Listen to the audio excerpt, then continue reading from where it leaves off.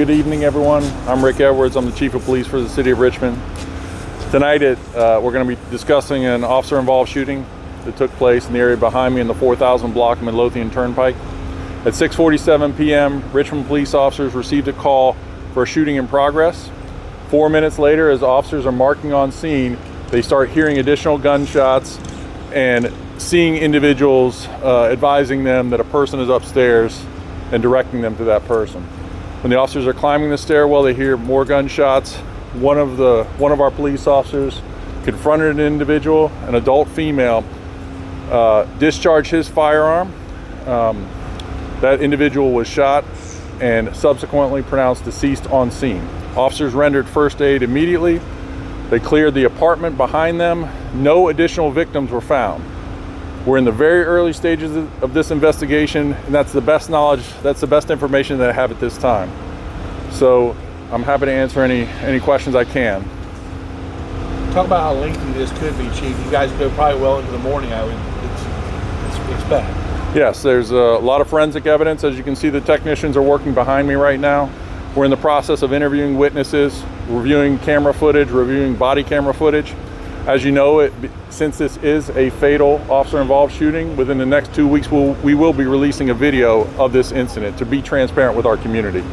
So you can look forward to that. There is a social media video making rounds with the alleged person that was shot in this incident.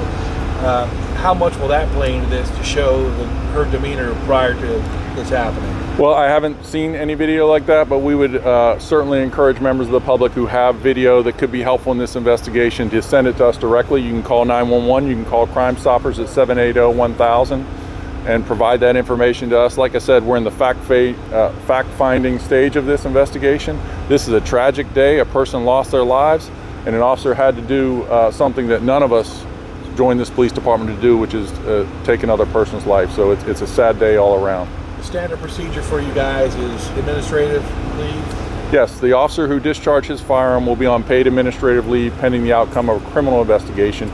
After that, we will provide that all information we have to the Richmond Commonwealth's attorney, who will make a determination whether or not the officer broke the law. Once that determination has been made, and if the officer is cleared of any wrongdoing, we'll have an internal investigation to determine if any policies were violated. Do you know how many officer-involved shootings there have been in Richmond this year? Yes, there have been 2. This is the second. Both happen to be in 2nd Precinct.